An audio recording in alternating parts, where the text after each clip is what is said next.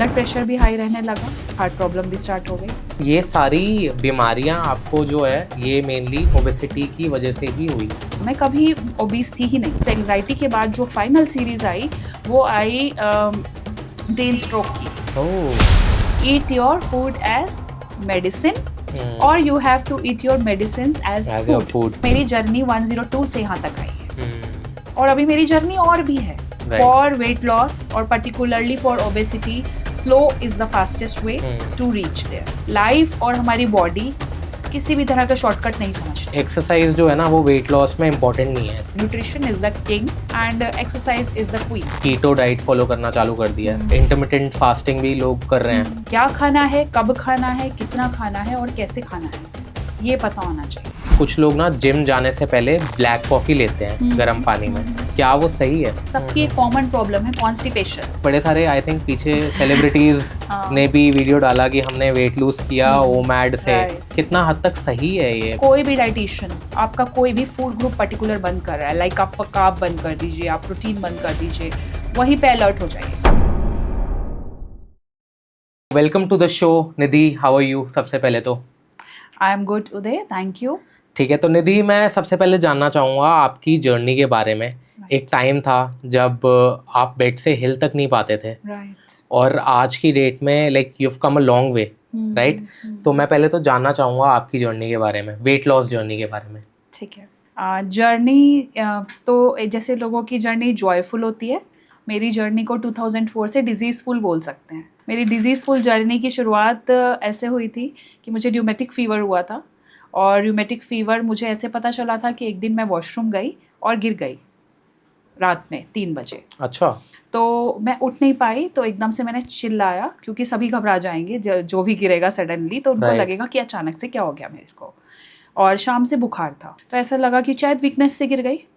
एक रात पहले से हल्का सा बुखार था, जिसे मैंने कुछ ऐसा खास नहीं समझा था। तो मैंने आवाज़ दी तो घर वाले आए, उठाया, रूम में लेके गए। उस दिन मुझे ऐसा लग रहा था कि जैसे कहीं फ्रैक्चर हो गया हो, वैसा दर्द हो रहा था। तो उस टाइम देखा तो 3 बुखार था। 103? हाँ जी, हाँ जी। तो उसमें लेकिन समझ नहीं आया उस टाइम। क्रोसिन वगैरह अपना जो डोलो क्रोसिन रहता है, पैरासीटामोल, वो लिया। और फिर मॉर्निंग में डॉक्टर पे दिखाया, तो उन्होंने कुछ क्वेश्चंस पूछे, चेक करा कि जॉइंट पेन्स है, कहाँ पेन है। टेस्ट हुआ उसका अगले दिन, तो उसमें ये आया कि र्यूमेटिक फ़ीवर है।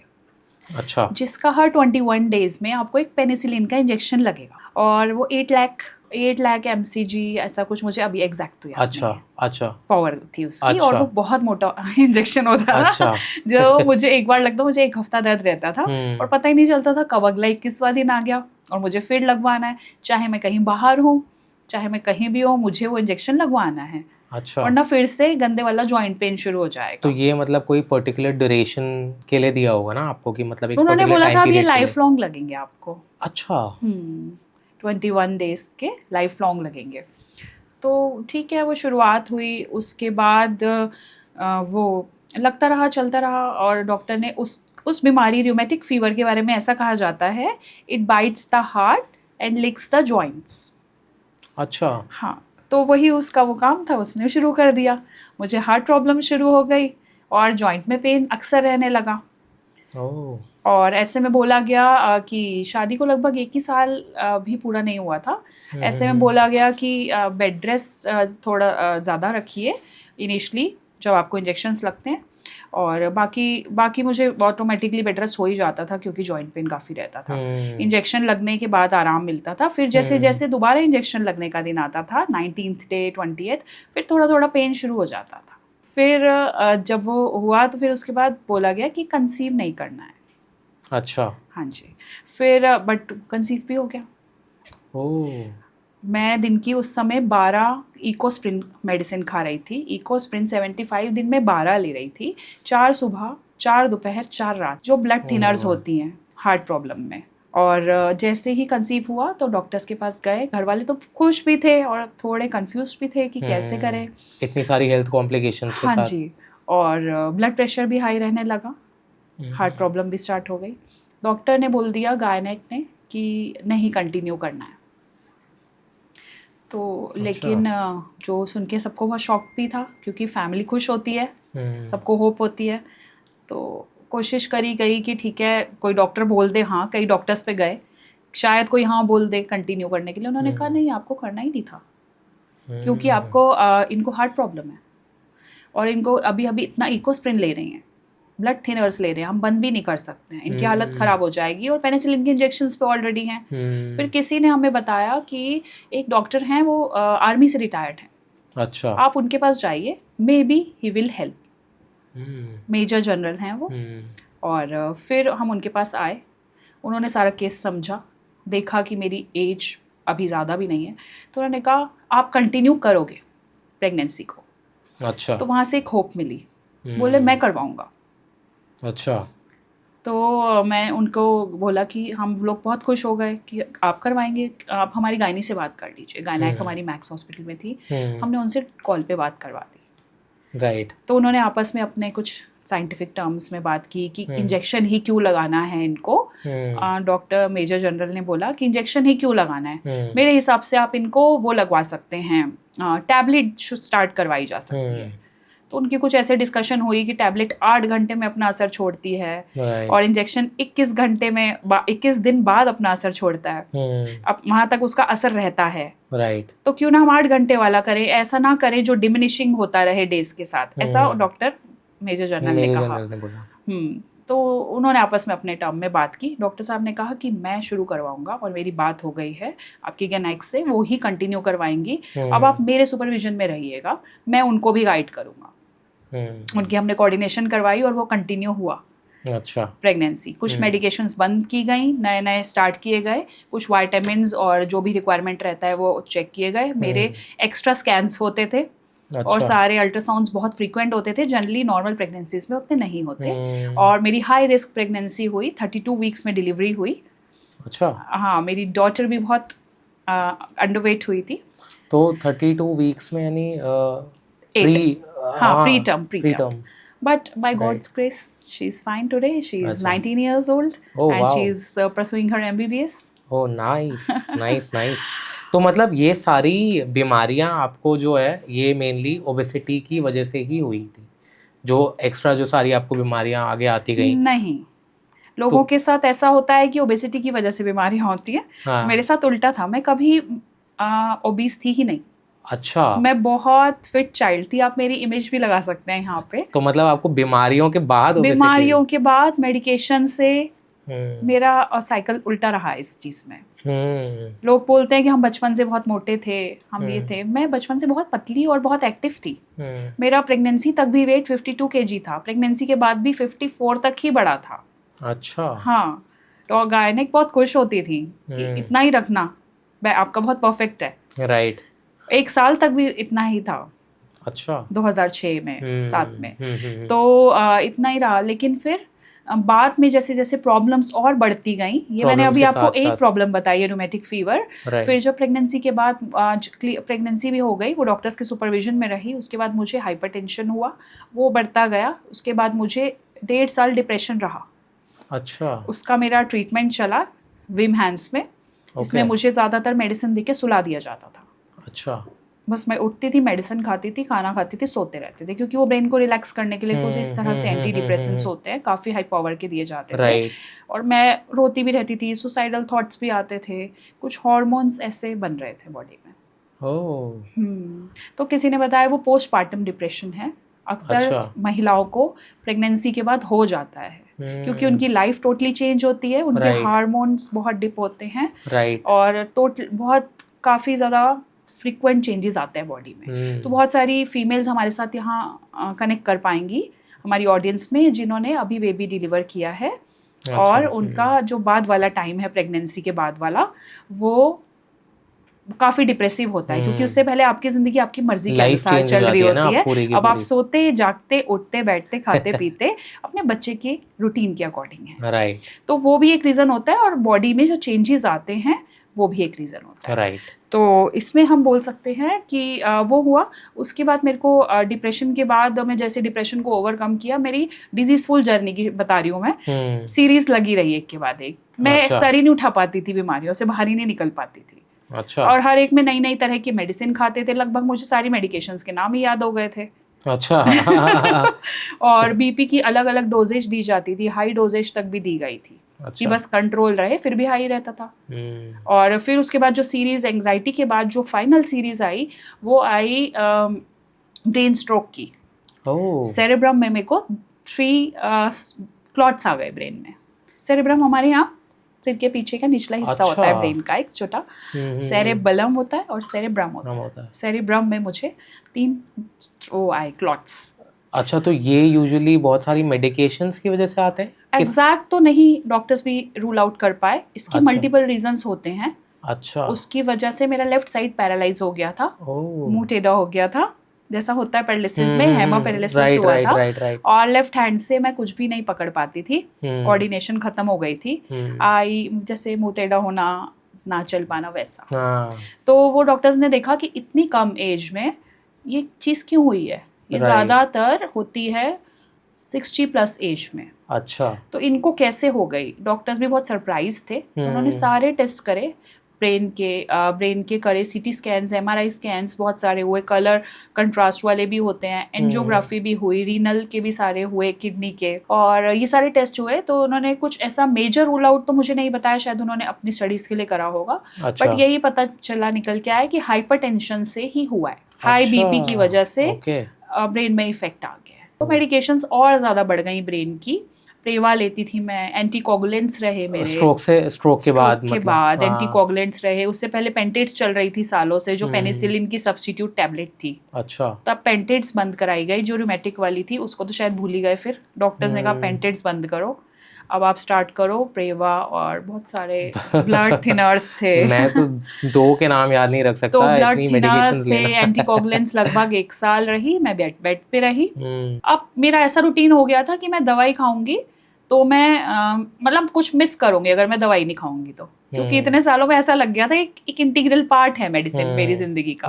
मुझे बीपी की खानी है, एसिडिटी होती थी इतनी दवाइयों के बाद, मुझे वो खानी है, और उसके बाद मुझे ब्लड थिनर्स रहता, लगता था जैसे खाना खाना है, ऐसे ही मुझे दवाई खानी है। तो अभी मेरा जो एक इंस्टा पे आप देखेंगे, मैंने यही लाइन लिखी हुई है कि eat your food as medicine और you have to eat your medicine as food. तो वो मेरी लाइफ के बहुत क्लोज है, क्योंकि मैंने उसको ऑब्जर्व किया।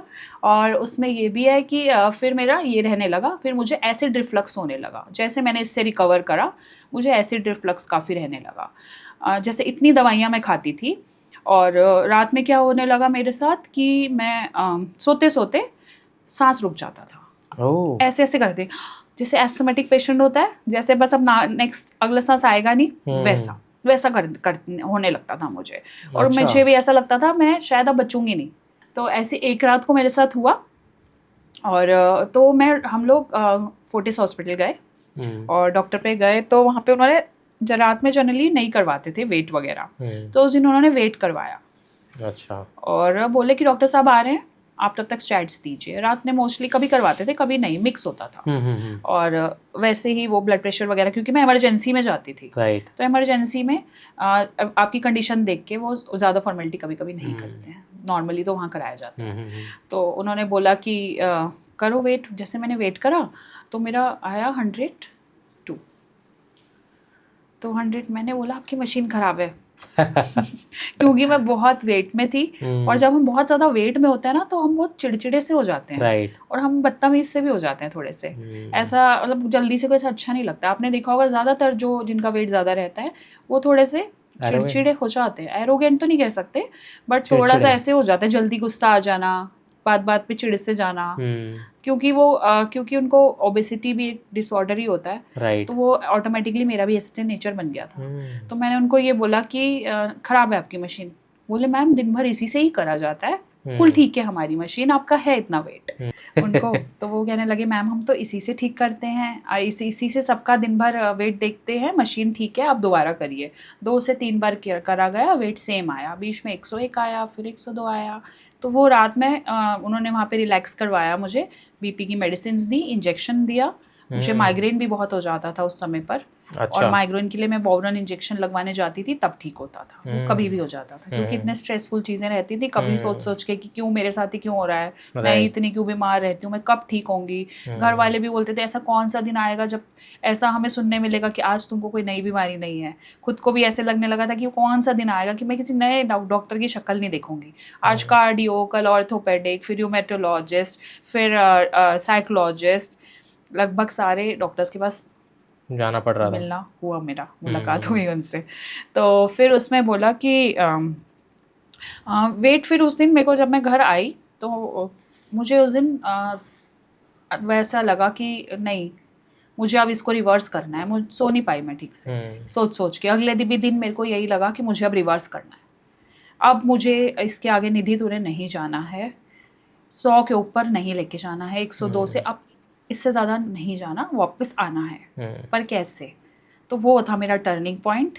जब मैंने ये जान लिया, मुझे पता लग रहा था कि मैं मोटी हो रही हूँ, बोलते भी थे सब कि यार तेरे को क्या हो रहा है, तू अपना चेकअप करवा, तेरे को क्या हो रहा है। मुझे लगता है ऐसे ही बोल रहा है, कोई बात एंड आई थिंक मोटे होते होते आपको बीमारियां और ज़्यादा आने लग जाती हैं। तो मैंने बताया ना कि मैं पहले मेरा काफ़ी टाइम तक बाय बर्थ और जब तक मैं बड़ी हुई, पढ़ाई करी, सब चीज़ नॉर्मल थी। जैसे जैसे पहले बीमारियों ने घेरा, फिर उनकी मेडिकेशंस लेते उस मेडिकेशंस के साइड इफ़ेक्ट कह सकते हैं, या फिर मुझे नॉलेज और अवेयरनेस नहीं थी कि क्या खाना है, कैसे खाना है, या फिर मेरा दिमाग बीमारियों में इतना उलझ गया था कि मैं इन सब सोच ही नहीं पा रही थी। कहीं ना कहीं कुछ भी खा रही थी, कभी भी खा रही थी, तो मिक्सअप हो गया सारी चीज़ें, और मैं होता चला गया, वेट गेन ओबीस कैटेगरी में आती गई। फिर जब वो आया तब मेरे को माइंड में ये था कि 60-70 होगा, नॉट 100, बट 102 आया, तो it was shocking for me. तो फिर I decided I have to reverse it. तो वहाँ से मेरा एक टर्निंग पॉइंट स्टार्ट हुआ, जो वहाँ से आपकी नई जर्नी टर्निंग पॉइंट स्टार्ट हुआ, जो थोड़ा सा इनिशियली मुश्किल था, बट फिर करा मैंने उसे स्टार्ट। हाँ, of course you came a long way, and I think कि बहुत ज़्यादा इंस्पायरिंग है आपकी जर्नी अपने आप में ही। जैसे पिछले वीडियो में भी, सॉरी टू इंटरप्ट, पिछले वीडियो में भी मुझे आए थे कुछ कमेंट्स कि आप खुद अपना वेट कम कर लीजिए, ठीक है। तो मेरी जर्नी 102 से यहाँ तक आई है, और अभी मेरी जर्नी और भी है। मैं हर चीज़, slow is the fastest way to go there, right, है ना। फॉर वेट लॉस और particularly for obesity, slow is the fastest way to reach there, right. तो मैं उसी में बिलीव करती हूँ, जो चीज़ भी स्लो होगी वो सस्टेनेबल होगी। लाइफ और हमारी बॉडी किसी भी तरह का शॉर्टकट नहीं समझते। एग्जैक्टली, क्योंकि आई थिंक बहुत लोग ना ऐसे जल्दी जल्दी वेट लूज करना चाहते हैं, और ऐसे बड़े अलग अलग तरीके अपना लेते हैं। मैं बताती हूँ कि वाटर फास्टिंग करनी चालू कर दी, या मतलब एकदम भूखे रहना चालू कर दिया, एंड वो ना एकदम रिवर्स इफेक्ट आ जाता है उन पे, एंड बहुत कॉम्प्लिकेशंस आ जाती हैं हेल्थ की। अब इसमें एक लड़की की बात बताती हूँ, क्लाइंट जो मेरे पास आई। तो जैसे नॉर्मली भी क्लाइंट्स आते हैं, उनका क्या मैसेज आता है मेरे पास, वैसे तो टीम हैंडल करती है, बट वो मैसेज मेरे पास आ जाते हैं सारे। तो उनका क्या मैसेज आता है कि मैम आप कितना, आप सारी चीज़ें उन्होंने पूछी, अपना डिटेल दिया, उसके बाद आता है कि 1 महीने में कितना वेट लॉस करवा देंगे, अच्छा कितना हो जाएगा। ठीक है, हम जनरली बताते हैं 1 से 2 किलो, जो कि 3 से 5 किलो तक भी किया है हमारे क्लाइंट्स ने, क्योंकि उनका ऑलरेडी मेटाबॉलिज्म स्ट्रॉन्ग था, फास्ट था, वो वर्कआउट करते थे, तो उनका ऑलरेडी चैनलाइज था।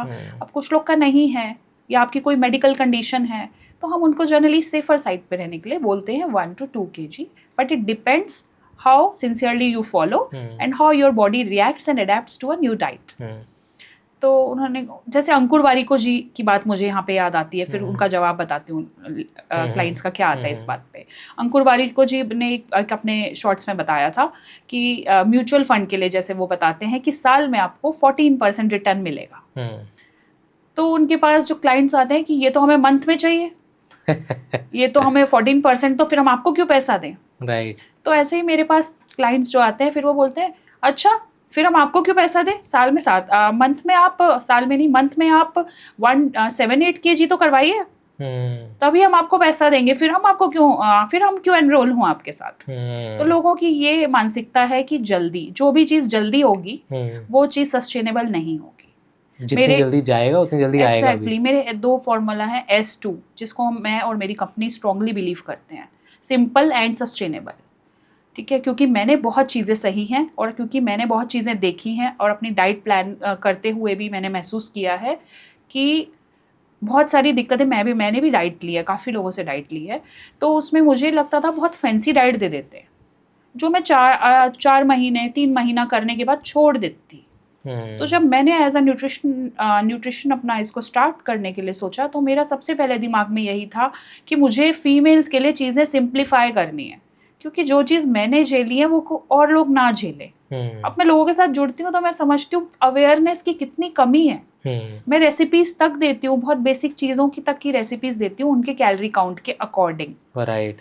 तो बहुत बेसिक चीज़ों की कमी है, तो जो भी चीज़ें सिंप्लीफाई करना चाहती हूँ मैं। और मैं ये कभी नहीं चाहती कि जो मेरे पास आया है एज अ क्लाइंट 3 महीने के लिए जुड़ा है, 6 महीने के लिए जुड़ा है या साल के लिए, जो भी उसने प्लान लिया है, मैं ये कभी नहीं चाहती कि उसको हमेशा या ज़िंदगी भर के लिए अपना क्लाइंट बना के रखूं। राइट। मेरा ये मानना है यदि मेरे पास कोई आया है, किसी तकलीफ में है, कुछ ना कुछ उसको अवेयरनेस की कमी है, कुछ ना कुछ उसको नहीं पता है कि अपना खाना मुझे कैसे ठीक तरीके से खाना है, इसीलिए आया है, मेरे पास किसी होप से आया है। राइट।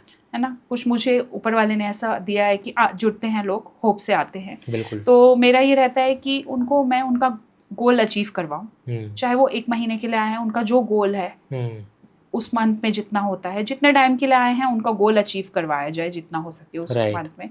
उसके बाद वो उनके लाइफस्टाइल में इस तरह से इम्बाइब हो जाए, उनका एक्चुअल में लाइफस्टाइल चेंज हो जाए कि उनको ज़िंदगी में ना ही दोबारा कभी किसी और डाइटिशियन के पास जाना पड़े, ना ही वापस मेरे पास आना पड़े। राइट। ये तब तो है मेरा पर्पस, उनका वो लाइफस्टाइल वैसा बन जाए, तब तो है मेरे से डाइट लेने का पर्पस।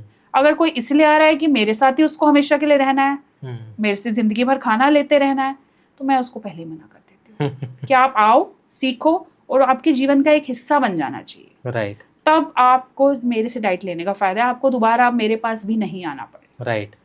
अच्छा, तो मैं ये अब एक चीज़ पूछना चाहता हूँ, बहुत सारे लोग बहुत सारी बातें बोलते हैं वेट लॉस को लेके, ठीक है, तो मैंने ये बहुत अभी रिसेंटली मैंने ये सुना है कि कुछ लोग कहते हैं कि एक्सरसाइज जो है ना वो वेट लॉस में इम्पोर्टेंट नहीं है इतनी, तो उसके ऊपर आप क्या कहते हो? उदय, इसमें मैं एक बात कहना चाहूँगी कि ये कुछ वैसा हो गया कि आप मेकअप के बिना सुंदर नहीं लग सकते। ठीक है, आप सुंदर एक नेचुरल होता है और एक सुंदरता होती है, ठीक है, और जैसे मेकअप और सुंदरता साथ साथ चलते हैं, उसी तरह एक्सरसाइज और न्यूट्रिशन भी साथ साथ चलता है। और nutrition is 80% in our life for a good health and 20% is exercise. कुछ लोग इसको 70-30 के रेशियो में भी मानते हैं, ठीक है। तो न्यूट्रिशन से हमारा वेट लॉस होता है, उसको हम और फास्ट करना चाहते हैं और अपने इंच लॉस को भी और फास्ट करना चाहते हैं, तो हमें उसे कंबाइन करना चाहिए एक्सरसाइज के साथ। ऐसा नहीं है केवल न्यूट्रिशन से आपका वेट लॉस नहीं होगा, न्यूट्रिशन से ही होगा वेट लॉस, क्योंकि बड़ा हिस्सा न्यूट्रिशन का है।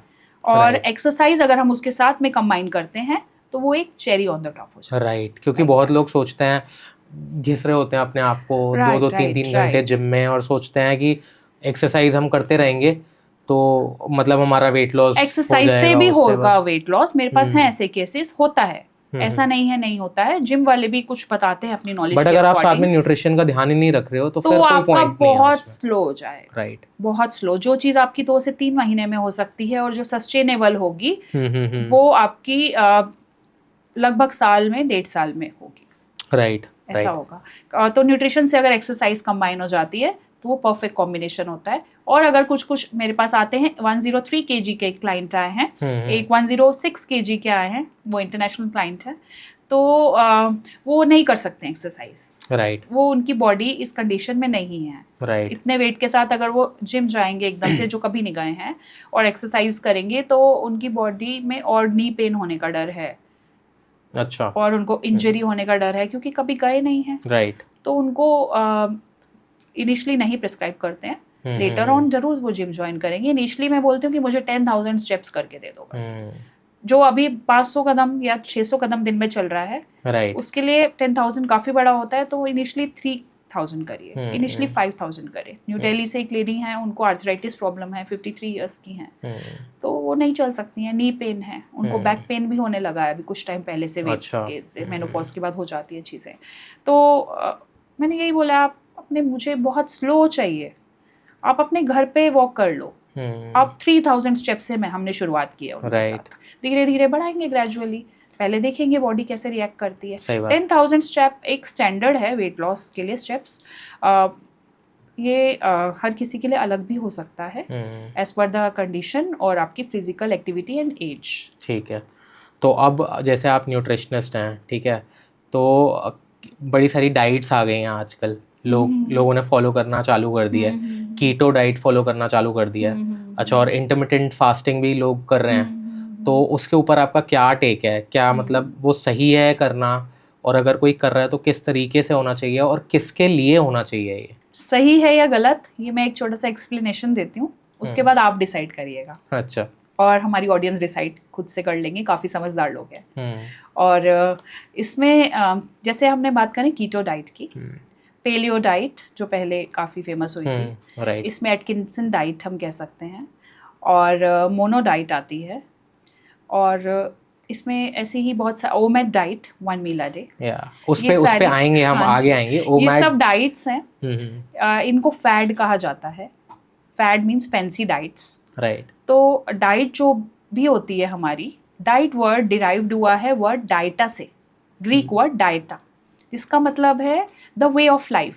तो it should be your way of life, and way of life should be simple, not fancy. Fancy is temporary and simple is sustainable. जो भी चीज़ें फैंसी होंगी वो कुछ ही दिन चलेंगी, जो भी चीज़ सिंपल सादी देसी वो लंबा चलेंगी। मैं फैट के अगेंस्ट हूँ। फैट टर्म लूजली यूज की गई है फैंसी डाइट्स के लिए।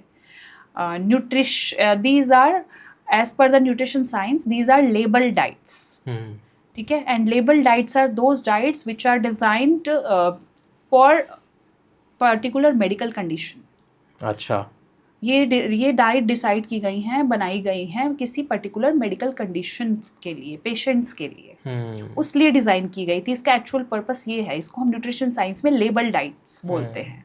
तो लेबल डाइट्स में हमारे पास, जैसे हम लेते हैं पेलियो डाइट।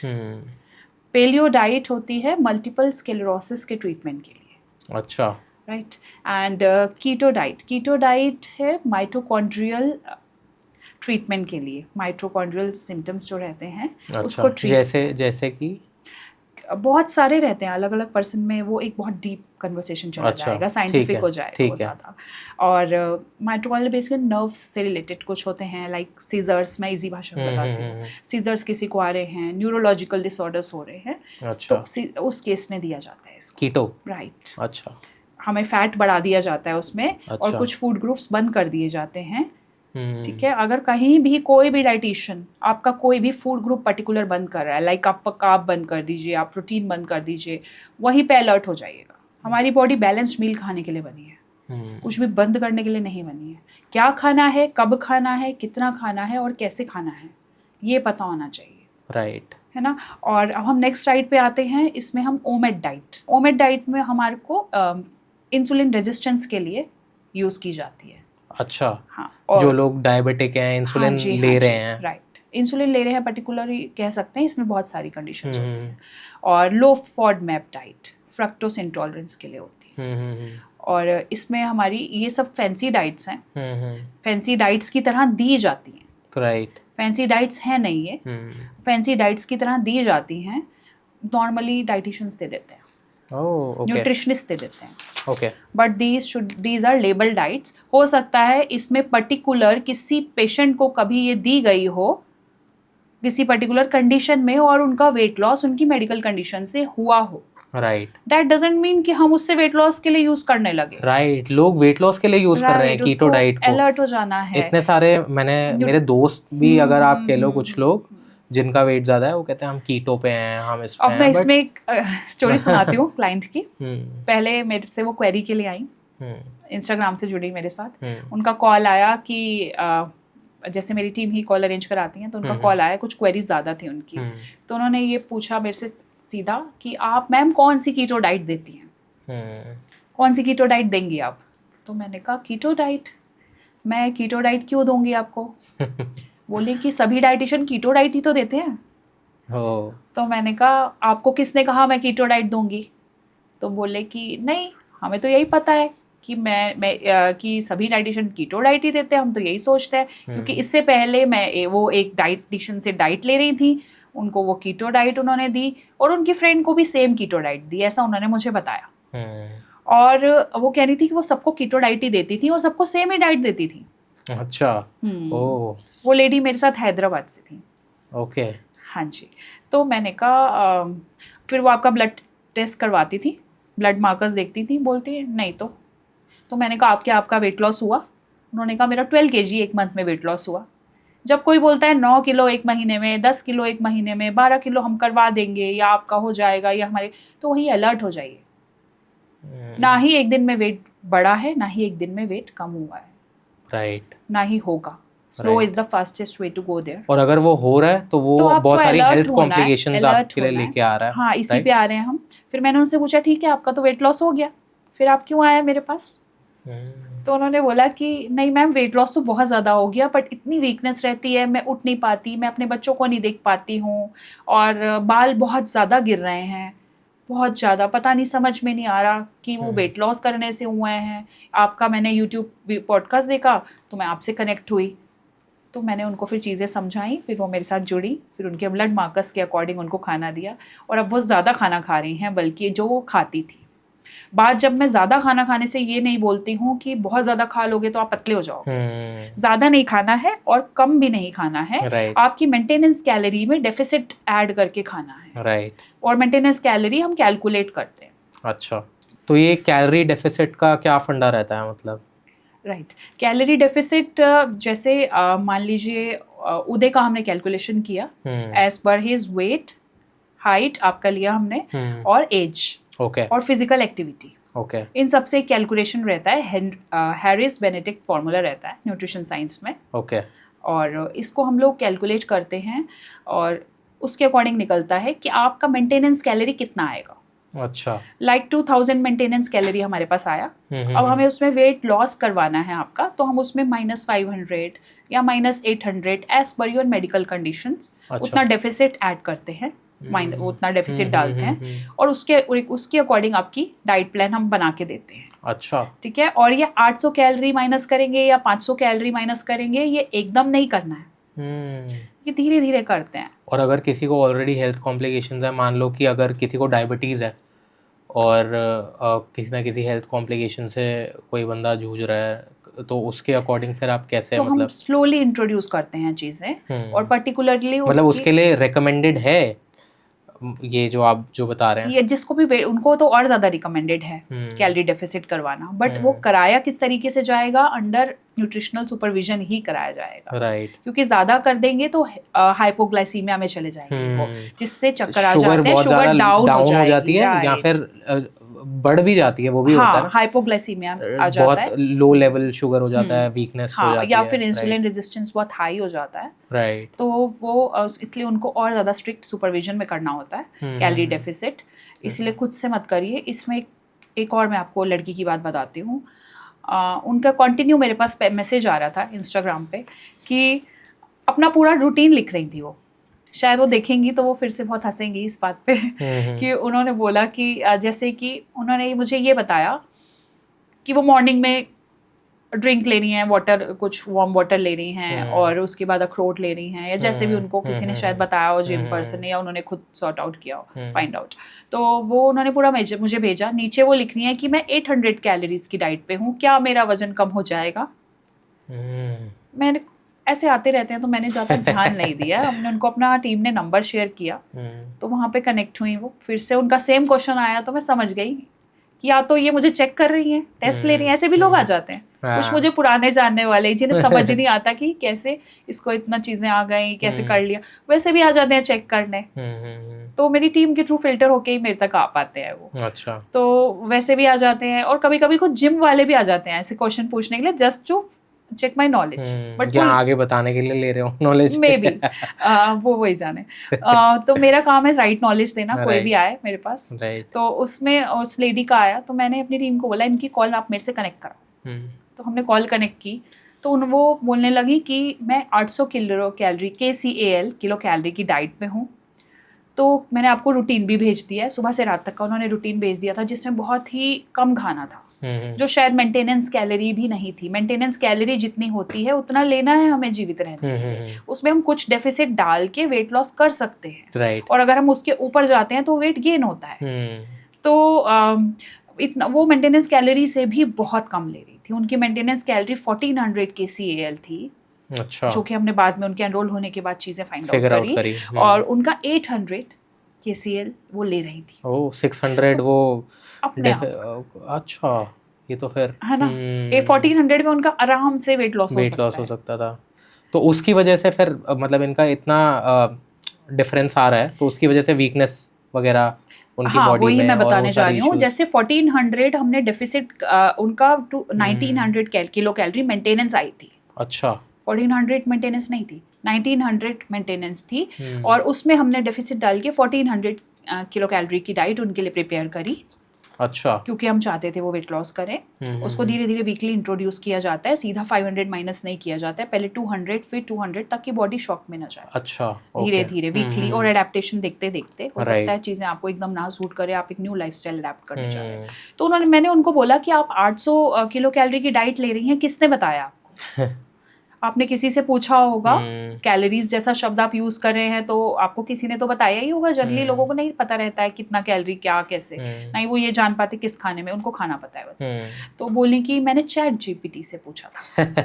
तो मैंने कहा क्या मतलब, कैसे? तो काफी इंटरेस्टिंग हो रहा था मेरे लिए, पता लगता है कि क्या माइंडसेट से लोग चल रहे हैं। तो उन्होंने बताया, मैंने एज वेट हाइट सब डाल के देखा था कि मुझे कितना कैलोरी लेना चाहिए। उसमें आया you should do 800 calorie deficit. Deficit word को उन्होंने करा इग्नोर, साइड रख दिया। यानी उनकी 800 कैलोरी अपनी मेंटेनेंस से माइनस करने को बोला गया था। उन्होंने उसको डेफिसिट को मान लिया कि उनको 800 ही खानी है। क्या है ये? राइट। तो उन्होंने बोला मैंने चैट जीपीटी से पूछा था और ये डाइट भी वहीं आ गई थी। तो मुझे बहुत ही गजब लगा वो चीज। तो अच्छा, मैं अब आपसे एक चीज और पूछूंगा। एक मेरा कोई ये क्वेश्चन है कि कुछ लोग ना जिम जाने से पहले ब्लैक कॉफी लेते हैं गर्म पानी में, तो क्या वो सही है? देखो डाइट वेट लॉस के लिए डाइट में कुछ भी ऐसे कंक्रीट बता पाना थोड़ा सा मुश्किल होता है। वही चीज one man elixir can be other person's poison. एक व्यक्ति का जो अमृत है वही दूसरे के लिए जहर भी हो सकता है, स्पेशली इन न्यूट्रिशन। जो आप आजकल हम लोग क्रेटिनाइन लेते हैं, क्रेटीन लेते हैं, ठीक है। और इससे पहले ब्लैक कॉफी लेते हैं just to give an energy boost. उसमें पिंच ऑफ ब्लैक सॉल्ट भी डालते हैं, कि एक एनर्जी आएगी। और ये हमारे कुछ फैंसी सा भी लगता है। हम लोग जिम गए हैं और हमें किसी ने कुछ ऐसा फैंसी सा सब वहाँ पी रहे हैं सिपर में सप्लीमेंट्स, और हमें लग रहा है यार ये कुछ अलग कर रहे हैं, हमें भी ऐसा कुछ फैंसी सा पीना चाहिए, तभी जिम आने का हमारे को अच्छा सा फील आएगा कि हाँ हम प्रो टाइप हैं। राइट। तभी हमें ऐसा लगने लगता है जिम में, क्योंकि कल्चर वैसा रहता है। तो अब भी जब तक कुछ ऐसा पी नहीं रहे हैं, प्रोटीन सप्लीमेंट BCAA अलग अलग ऐसे नहीं ले रहे हैं, तो हमें लगता है फिर हमारे पैसे ही वेस्ट हो रहे हैं जिम जाके। तो हमें भी कुछ ऐसा सबके साथ में स्टैंड आउट करने के लिए, तो हमें वैसा वहाँ पे सबके साथ मिक्सअप होने के लिए चाहिए। तो जो ये है कॉफ़ी का आपका सवाल है, कॉफ़ी जो है ये कुछ लोगों के लिए ठीक है और कुछ लोगों के लिए नहीं ठीक है, क्योंकि ये हमारा इंस्टेंटली हार्ट बीट बढ़ाती है, कार्डियोवैस्कुलर एक्टिविटी को स्ट्रॉन्ग करती है। तो जब भी किसी को ब्लड प्रेशर है, हाइपरटेंशन की प्रॉब्लम है या हार्ट डिजीज़ है, अगर वो इसको लेता है कॉफ़ी को पहले, तो उसको CVDs की प्रॉब्लम रहती है, कार्डियोवैस्कुलर डिजीजेस हो सकती हैं, हार्ट अटैक भी हो सकता है। अच्छा, हाँ। तो इसको एज अ फैंसी नहीं लेना है, specially hypertension patients, anxiety patients, उससे उनको पैल्पिटेशंस होंगी ब्रेन में और उनको सीवियर साइड इफ़ेक्ट्स भी हो सकते हैं। इसलिए अंधाधुंध मत चलिए, अपनी बॉडी की सुनिए, जो आपको सूट करता है वही करिए। अगर किसी भी तरह का कोई भी सप्लीमेंट लेने से, सप्लीमेंट बुरे नहीं है, आप ले सकते हैं, लेकिन क्या लेना है, कितना लेना है, कब लेना है और कैसे लेना है और कब तक लेना है। सप्लीमेंट्स में कब तक भी आपको देखना है। राइट। विटामिन D लोग लेते हैं, B12 के डॉक्टर्स प्रिस्क्राइब करते हैं एक बार टेस्ट करवाने के बाद। तो B12 लेते रहते एक लेडी आई मेरे पास, मैं क्योंकि ब्लड मार्कर्स देखती हूँ, तो B12 जो हमारा हाईएस्ट रेंज 900 के अंदर में रहना चाहिए, उनका 1300 था। और उन्होंने एक्सेसिव हो गया था। उसको विटामिन नॉसिस बोलते हैं, विटामिन टॉक्सिसिटी। अच्छा। जब हमारी बॉडी में हम लोग कोई विटामिन डॉक्टर ने जैसे कम देखकर हमें दिया कि 3 मंथ्स खाना है, उसको खाते चले जाएं क्योंकि हमें अच्छा फील हो रहा है उसको खाने के बाद, थोड़ा एनर्जी लेवल्स, तो खाते रहो, दोबारा टेस्ट कराएंगे 1 साल बाद। राइट। तो पता चला 1300।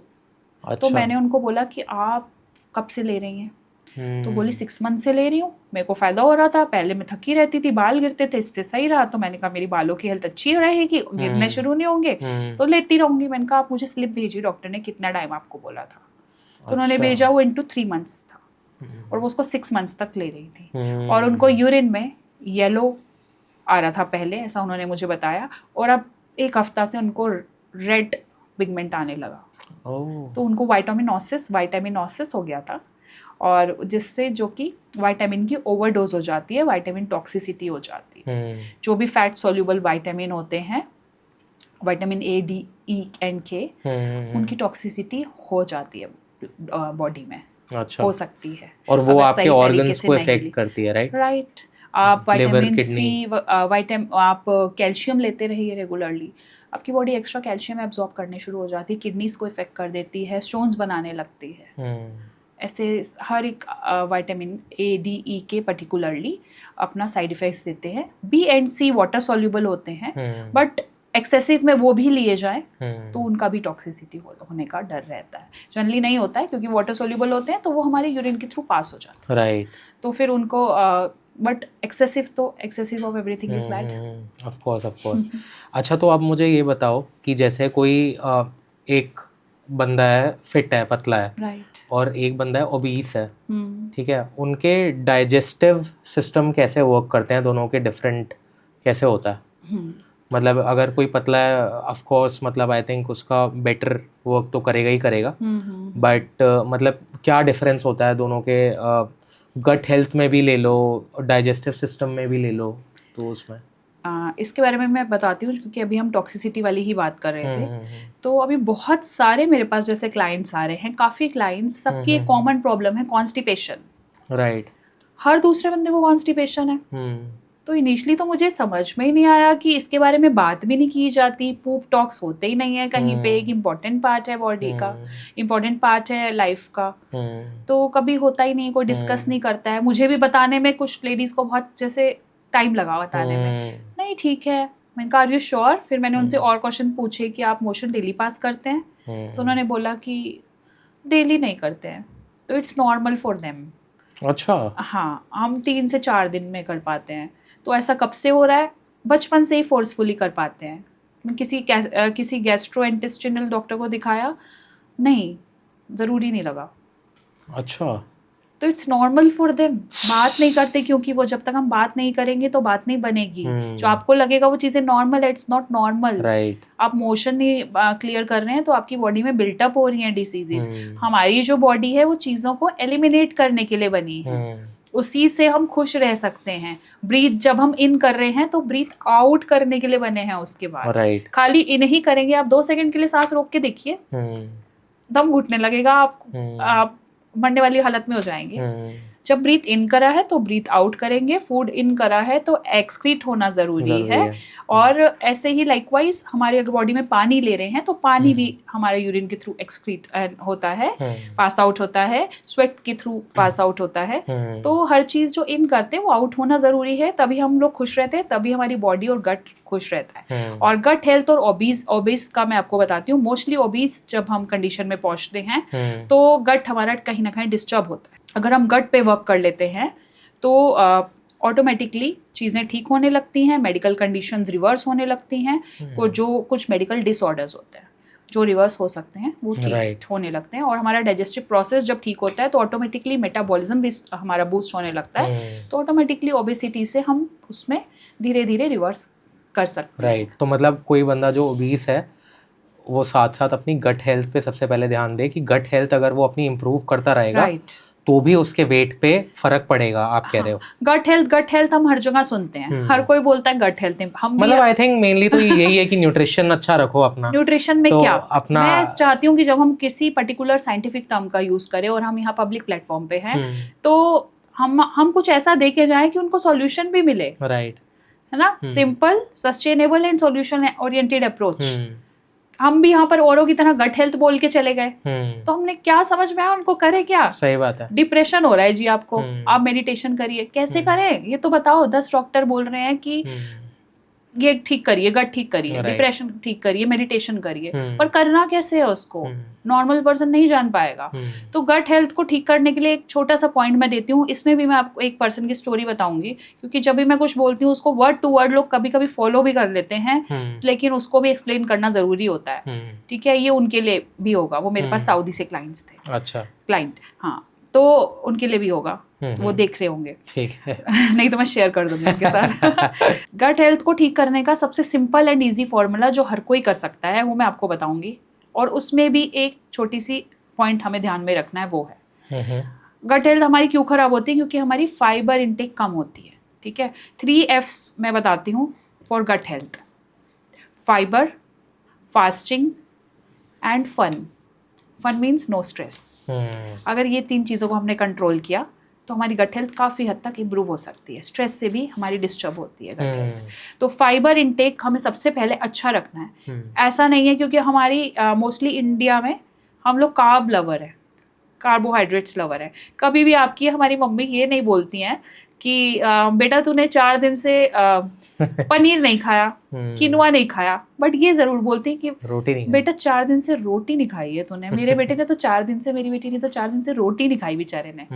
ये नहीं बोलेंगे कि इन्होंने 4 दिन से पनीर नहीं खाया। तो एक कार्ब इज एन इमोशन।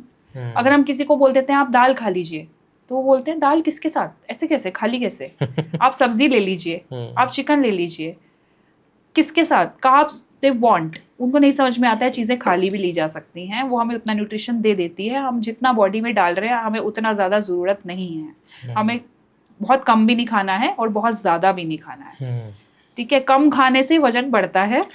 ठीक है, ऐसा मैंने एक वीडियो में भी अभी कहा है। right. लेकिन कम खाने से वजन बढ़ता है, इसका मतलब ये बिल्कुल नहीं है कि हम ज्यादा खाने से कम हो जाएगा। लोगों ने उसको ऑटोमेटिकली मीनिंग निकाल लिया, इसलिए मैं उसका जवाब देना चाहूंगी एक लाइन में आज। अगर मैं बोलती हूँ कि उदया आप अच्छे नहीं हैं, तो ऑटोमेटिकली आपने ये समझ लिया कि मैं बुरा बोल दिया मुझे। मैंने तो ऐसा नहीं कहा। मैंने कहा है उदया आप अच्छे नहीं हैं, इसका मतलब ये भी हो सकता है कि उदया आप बहुत अच्छे हैं।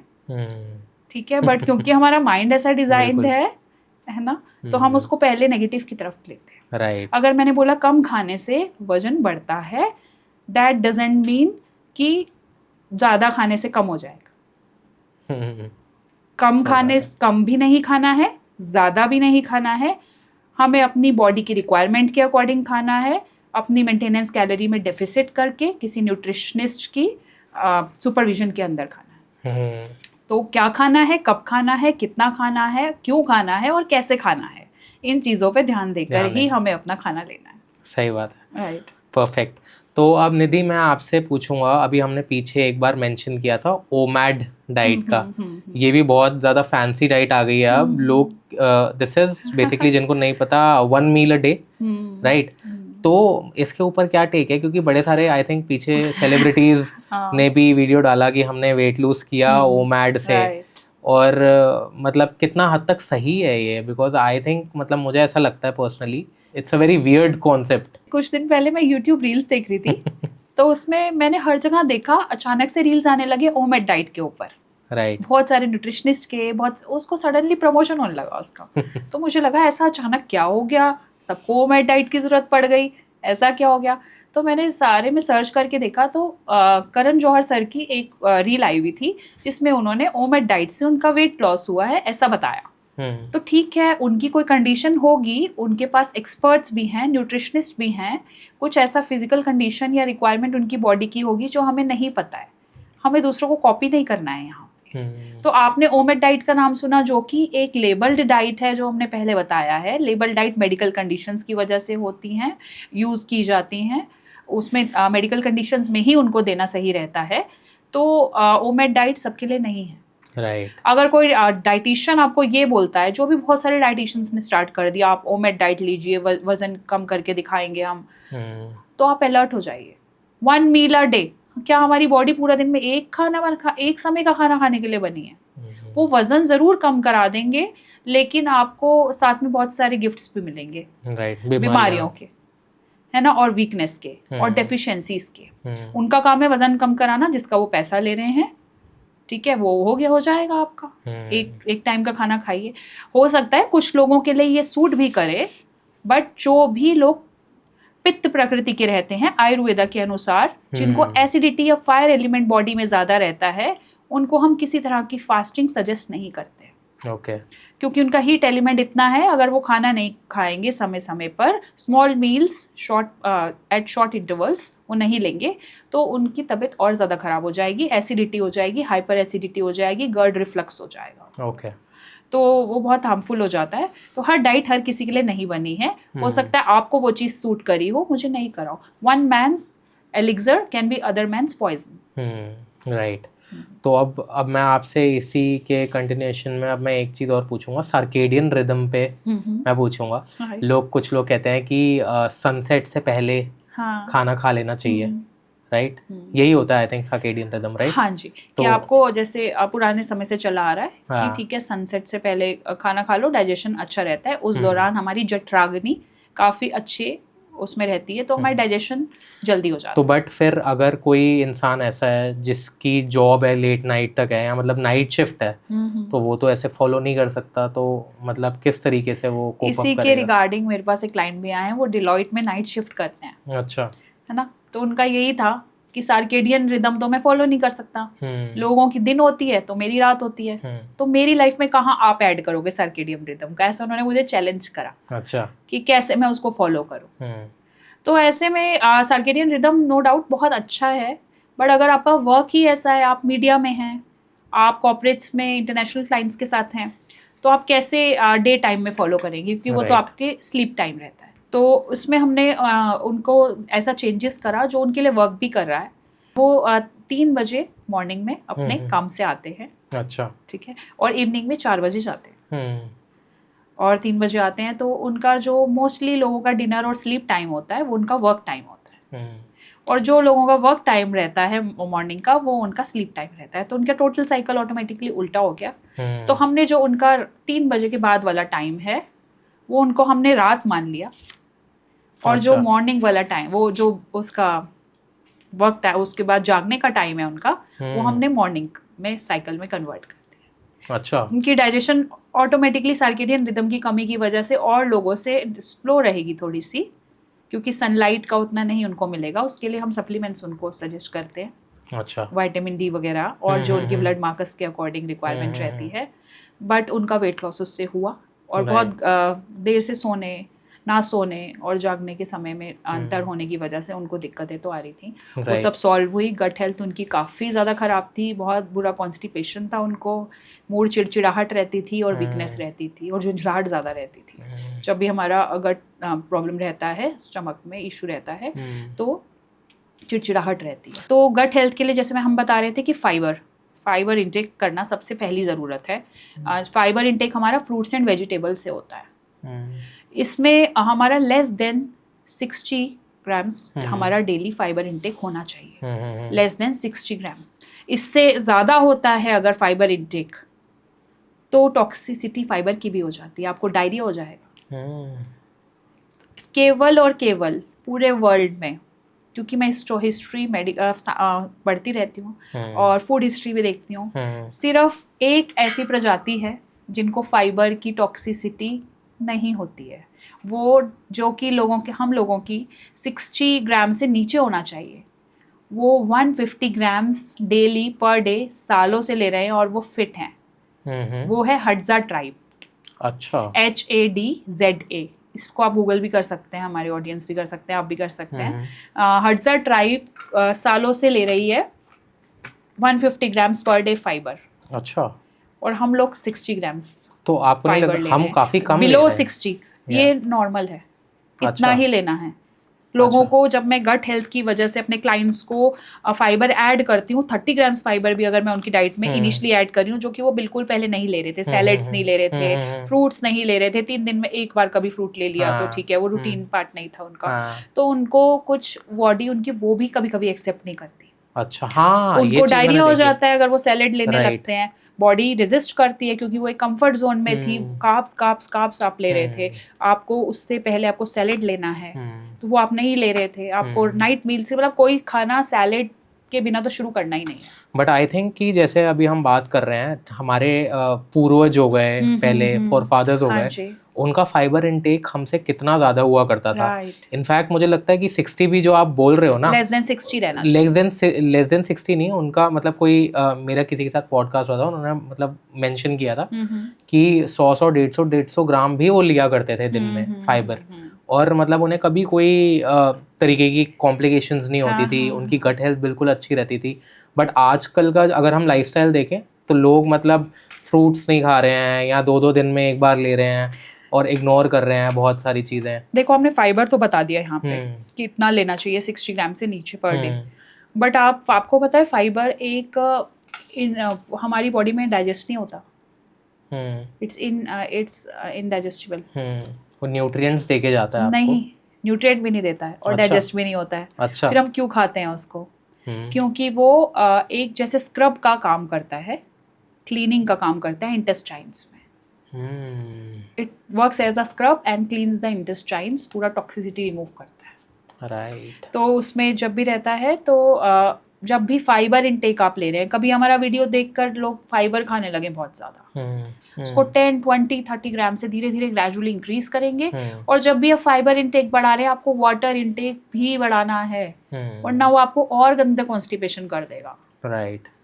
अगर आपने फाइबर इनटेक के साथ और अपनी अच्छी डाइट के साथ वाटर इनटेक नहीं करा तो फाइबर इज ज़ीरो, वो आपको अच्छे की जगह प्रॉब्लम क्रिएट कर देगा। अच्छा। तो फाइबर अगर आप ले रहे हो तो वो बॉडी में डाइजेस्ट नहीं होता है, तो हमें वाटर ज़्यादा लेना है, तब वो कर पाता है क्लीनिंग। अच्छा, हाँ, ओके। जैसे कहीं पे कुछ बहुत जमा है तो वो ऐसे अपने आप नहीं निकल जाएगा, हमें बहुत सारा पानी डालना पड़ेगा तब निकलेगा। तो ऐसे हमें पानी ज़्यादा लेना है, तब फाइबर हमारी बॉडी में वर्क करता है। right. फाइबर लोग लेना शुरू करते हैं वीडियो देख के, पानी नहीं पीते, फिर बोलते हैं कि कुछ तो हुआ ही नहीं, उल्टा मेरे को तो और कॉन्स्टिपेशन हो गई। अच्छा, तो निधि अब मैं आपसे ये पूछना चाहता हूँ, जैसे आजकल के टाइम में ना ट्राइग्लिसराइड्स बहुत ज़्यादा बढ़ रहे हैं लोगों की बॉडी में, फैटी लिवर्स हो रहे हैं, तो उसके लिए वो मतलब क्यों हो रहा है, आपको क्या लगता है, और क्या उसके लिए आप रेकमेंड करोगे किसी को भी? जैसे मैं इसीलिए हम लोग ब्लड मार्कर्स देखते हैं एक बारी, और ट्राइग्लिसराइड्स जो है वो लिपिड प्रोफाइल्स में आते हैं। तो ट्राइग्लिसराइड मैक्सिमम केसेस में मुझे हाई मिलते हैं, मोस्टली PCOS कंडीशन में और थायराइड कंडीशन में भी, HDLs, LDLs. HDLs is high density lipids and LDLs are low density lipids, and VLDL is very low density lipid. High density lipid जैसा कि नाम से सजेस्ट हो रहा है वो हाई होने चाहिए, वो गुड फैट्स में आते हैं, हमसे मिलते हैं, जो कि हम नहीं ले रहे हैं। लोग बोलते हैं फैट मतलब खाओ ही मत। गुड फैट ज़रूरी है बॉडी के लिए, उससे डाइजेशन होता है। और जो LDLs हैं वो लो डेंसिटी लिपिड्स हैं। जब हमारे LDLs हाई होते हैं, HDLs जनरली लो होते हैं या नॉर्मल रेंज में भी किसी के हो सकते हैं, तो हम उसको ट्राइग्लिसराइड्स हमारे उसकी वजह से भी बढ़ते हैं। ये एक पार्ट होते हैं ट्राइग्लिसराइड्स के अंदर, जिसको हम वो इजी में बोलते हैं कोलेस्ट्रॉल हाई हो गया, और या फिर वो अल्टीमेटली फैटी लिवर हमें देता है। राइट। तो उसको बहुत सारे लोगों को हो रहा है क्योंकि तला भुना बहुत खा रहे हैं, मोमोज, मैदा की चीज़ें, पिज़्ज़ा, जंक फूड बहुत ज़्यादा खा रहे हैं, उससे होता है। और इसको रिवर्स करने के लिए मतलब ये हो जाता है, मतलब किस तरीके से? मैक्सिमम केसेस में देखने मिलता है ये चीज़ें आजकल, क्योंकि इंडिया में तो स्पेशली इंडिया में आई थिंक ऑलमोस्ट हर एक बंदे का फैटी लिवर होगा, राइट? होता है 80%, हर एक का तो नहीं कह सकते, 80% मतलब ऑलमोस्ट मैं कह रहा हूँ कि हाँ, क्योंकि उनका एक दो तरह के फैटी लिवर डायग्नोज होते हैं। एक होता है एल्कोहलिक फैटी लिवर, एक होता है नॉन एल्कोहलिक फैटी लिवर। तो एल्कोहलिक जैसे कोई फैटी लिवर का केस आता है तो सबसे पहले उनसे पूछा जाता है, डॉक्टर्स पूछते हैं कि ड्रिंक करते हो आप, अल्कोहल लेते हो? तो वो बोलते हैं हाँ, या जो भी उनका रीज़न रहता है ना भी बोलते हैं। तो अगर वो अल्कोहल से होता है तो वो फैटी लिवर एल्कोहलिक वाला होता है, जैसे हम नॉर्मली फैटी लिवर बोलते हैं। और उसमें ग्रेड होता है, ग्रेड 1, ग्रेड 2, ग्रेड 3, वो उनकी रेंज पे बताया जाता है। और जो लोग बोलते हैं ड्रिंक नहीं करते हमें फिर भी फैटी लिवर हो रहा है, तो ऐसा क्यों? उसे नॉन एल्कोहलिक फैटी लीवर का नाम दिया गया है। वो इसीलिए होता है कि आप ड्रिंक तो नहीं कर रहे हैं, लेकिन आप हाई कार्ब्स डाइट या फिर आप फ्राइड फूड ज़्यादा ले रहे हैं, या ट्रांस फैट आपके खाने में ज़्यादा है, या फिर आप यूपीएफ ज़्यादा ले रहे हैं, अल्ट्रा प्रोसेस्ड फूड्स यानी पैकेट फूड्स ज़्यादा ले रहे हैं। वो बहुत सारे रीजन से हो सकता है, तो वो भी आपको अपने अल्टीमेटली न्यूट्रिशन से ही कंट्रोल करना है। Nutrition is the king and exercise is the queen. You got both, you got the kingdom. Right. अच्छा, एक क्वेश्चन, आई थिंक अब हम रैप अप की ओर बढ़ेंगे, बट एक क्वेश्चन मैं ये पूछना चाहता हूँ। जैसे आपने सुना है अमिताभ बच्चन जी का सिर्फ 15% लिवर काम करता है। Right. उन्हें आई थिंक हेपेटाइटिस बी है शायद, जहाँ तक मुझे पता है, और बट ये फॉर श्योर कि मतलब उनका सिर्फ 15% लिवर काम करता है। एंड इतने सालों से वो एक मूवी की शूटिंग पे उनके इंजरी हुई थी, उनकी इंजरी हुई थी, उसके बाद his liver wasn't working fully, and इतने सालों से ही हैज मेंटेन्ड दैट। एंड कहा जाता है liver is the smartest organ of our body, right? But 15% पे कोई कैसे इतने साल कैसे सर्वाइव कर सकता है, and in a very healthy condition? तो यहाँ पे बात उनकी हुई है, तो बहुत सारे एक्सपर्ट्स उनके साथ जुड़े होते हैं। वो अंडर पर्टिकुलर सुपरविजन में रहते हैं डाइटिशियंस के। हम बाहर की चीज़ें देख लेते हैं, लेकिन इंटरनली क्या चल रहा है ये हमें शायद कभी ना पता चल पाए। वो हम देखना भी नहीं चाहते, हम सिर्फ रिजल्ट से फैसिनेट होते हैं। इसका मतलब ये बिल्कुल नहीं है कि हम अपना लिवर उतना ख़राब कर लें, जब उनका चल सकता है 15% तो हमारा भी चल जाएगा। नहीं, सबका नहीं चल सकता।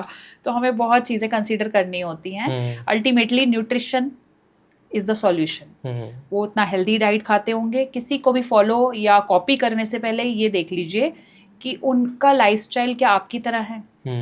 क्या आप वो सब खा सकते हैं, वो सब अफोर्ड कर सकते हैं, या वो सब आपकी दिनचर्या में ऐड हो सकता है, लाइफस्टाइल में ऐड हो सकता है? तभी किसी को कॉपी कीजिए। कुछ चीज़ों को देखकर कॉपी मत करिए, और पर्टिकुलरली वेट लॉस या अपनी हेल्थ के मामले में तो बिल्कुल कॉपी मत करिए। हर किसी की गट हेल्थ यूनिक होती है, उसकी फिंगरप्रिंट की तरह। गट माइक्रोबायोम्स यूनिक होते हैं, जैसे हमारे सबके फिंगरप्रिंट यूनिक होते हैं। तो अगर एक पेरेंट से 2 पैदा हुए बच्चों का भी गट माइक्रोबायोम डिफरेंट है, तो हम किसी और को देख के कैसे कह सकते हैं कि हम उसकी हेल्थ वाली चीज़ें या उसकी डाइट को हम कॉपी कर ले, वो हम पे वर्क करेगा। राइट। तो nutrition is the answer for all this. Thank you so much Nidhi.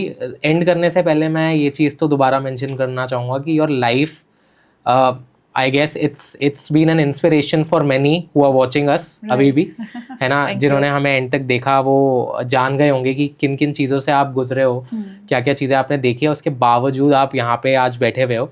And I want to tell my audience that lifestyle ने भी निधि के बारे में, उनकी रेजिलियंस को लेके, उनकी स्टोरी को लेके उन्होंने सारा एक आर्टिकल मेंशन किया हुआ है लाइफस्टाइल मैगजीन में, एंड इंस्टा पे भी आई थिंक उन्होंने डाला हुआ है। हाँ, ऑफिशियल लाइफस्टाइल मैगजीन का पेज है।